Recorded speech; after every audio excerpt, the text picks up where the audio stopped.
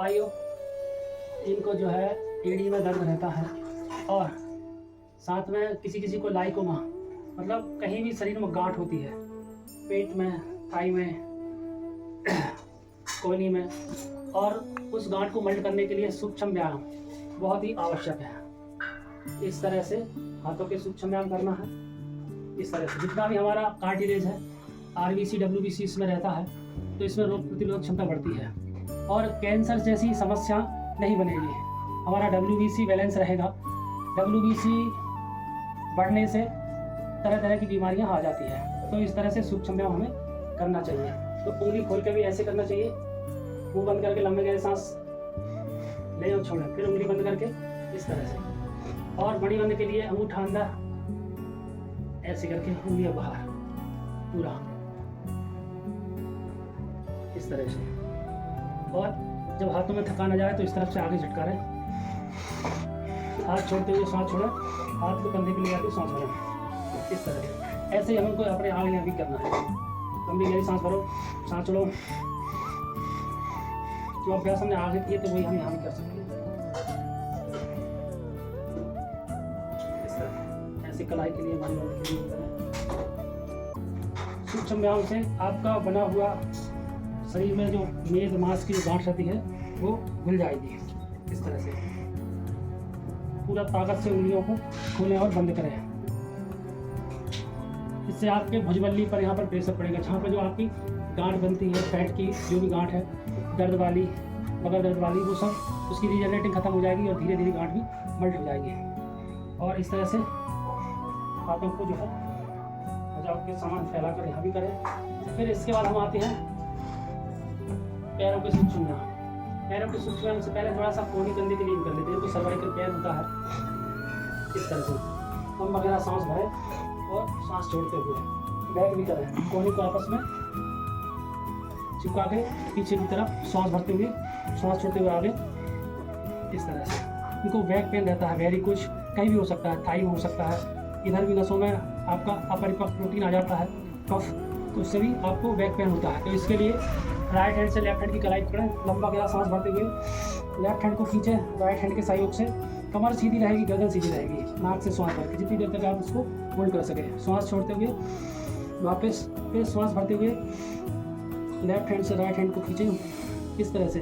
कंधे के पीछे हमारा हाथ होना चाहिए, सिर के पीछे, इस तरह से सांस भरते हुए। तो 5 से 7 बार ये सब अभ्यास को करें। और इस बार फिर पैरों का सूक्ष्म व्यायाम। वेरी कुछ नसों में दर्द होता है, किसी किसी को रात में जो है बांधना पड़ता है कपड़े से या कोई धागे से, मतलब यहाँ का जो है ब्लड सर्कुलेशन को रोक दिया जाता है, फिर उनको थोड़ी शांति मिलती है।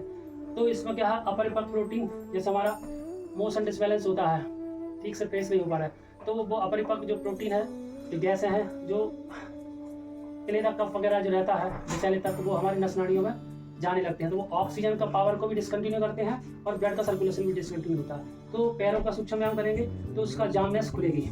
इस तरह से सर्वप्रथम जो है दोनों पैरों को आपस में थोड़ा सा खोल के दंडासन में बैठते हुए लेफ्ट तरफ मूवमेंट कराएं, श्वास पे श्वास पे सांस ले छोड़ें।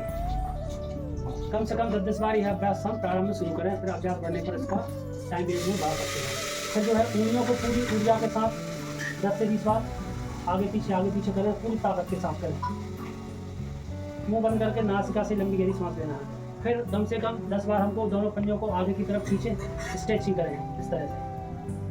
फिर सांस छोड़ते हुए अंदर की ओर खींचे। इस तरफ से ऐसा खिंचाव लगता है कि वहाँ पर कोई हमें नसवाणी को खींच रहा है। तो जितना भी जामनेस है, हमारी जो नसें दब रही है, और जिसका मोटापा है, किसी को मांस और मेद के कारण अंदर का जो है सर्कुलेशन जाम होता है, तो वो भी स्ट्रेचिंग से खुलेगा इस तरह से। शरीर में कहीं स्वेलिंग भी है, दर्द भी है, वो भी सारे पेन मार्कर्स से जो है क्रियाशील हो जाएंगे, दर्द नहीं होगा।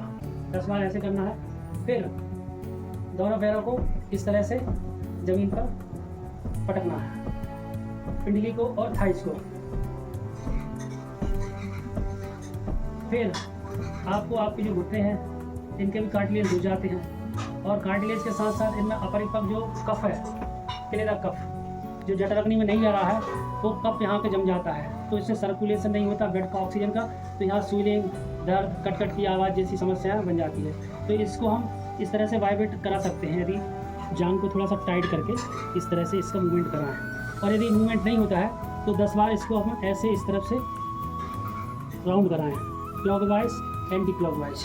तो इसकी घुटने की मसाज होगी और इसका सर्कुलेशन अच्छे से हो जाएगा इस तरह से। फिर पैर को फोल्ड करें। हमारे जो भी तलवा है पैर का, ऐसी जो हमारी हथेली है, इसमें बॉडी के पूरे ऑर्गन्स रहते हैं, एक्यूप्रेशर पॉइंट रहते हैं। जैसे किसी को बेहोशी आ जाती है तब वो अपन थोड़ा सा ऐसे करके इसका मालिश करते हैं तो पूरे शरीर में ऊर्जा, एनर्जी, रक्त और ऑक्सीजन का संचार समान रूप से होने लगता है, तो बॉडी में हीलिंग आ जाती है, बेहोशी भी खुल जाती है। तो इतना चमत्कारिक ये पॉइंट है एक्यूप्रेशर के लिए, तो इसको थोड़ा ऐसे मालिश करें। हम स्वस्थ हैं, अस्वस्थ हैं, तब भी ये सूक्ष्म व्यायाम करना चाहिए। और इसी तरह से फिर जैसे कि एड़ी में दर्द है, टखने में सूजन आती है, टखने में कटकट की आवाज़ आती है, मतलब और कहीं भी मतलब गांठ बन रही है या जामनेस आ रही है, तो उसको खोलने के लिए सूक्ष्म व्यायाम के अभ्यास अवश्य करना चाहिए। तो 10 बार इधर हमें राउंड करना चाहिए। सांस लंबी गहरी लेते और छोड़ते रहें। 10 बार विपरीत दिशा में करना है, एंटी क्लॉक। इस प्रकार से हमें दोनों पैरों से ये क्रिया को करना है। कम से कम 2 से 3 मिनट तक इस तरह से मसाज करें और 10 बार राउंड करें, क्लॉकवाइज एंटी क्लॉकवाइज। तो इस क्रिया को करने से आपके शरीर में किसी भी प्रकार का भेद नहीं होगा, प्रोटीन की गांठ नहीं बनेगी, दर्द वाली, बगैर दर्द वाली। आजकल लाइकोमा जैसी समस्या पूरी बॉडी को जाम कर देती है। शरीर में फिर आलस आता है, प्रमाद आता है, चिड़चिड़ापन आता है, नींद नहीं आती है, घबराहट, बेचैनी होती है। तो इन सारी समस्याओं का समाधान आप सूक्ष्म व्यायाम से कर सकते हैं, मतलब प्राणायाम पूर्वक, जो आपको हम बता रहे हैं कि भाई क्रिया को करते रहें और लंबी गहरी सांस लेते रहें और छोड़ते रहें। तो इस प्रकार से आपको जो है किसी प्रकार का वेरिकोस, लाइकोमा, कहीं भी गांठ बन रही है, आजकल ब्रेस्ट कैंसर हो रहे हैं और ब्रेस्ट में गांठ हो जाती है, तो अनावश्यक ऑपरेशन और विभिन्न प्रकार की बीमारियां रूप ले लेती हैं। इनसे बचने के लिए हम स्वस्थ हैं तब भी सूक्ष्म व्यायाम करें और अस्वस्थ होने पर आपको पूरा डोज डिपेंड तरीके से आहार से लेकर योग, प्राणायाम दोनों समय आपको निश्चित रूप से करना चाहिए। इससे आपको निश्चित लाभ मिलेगा।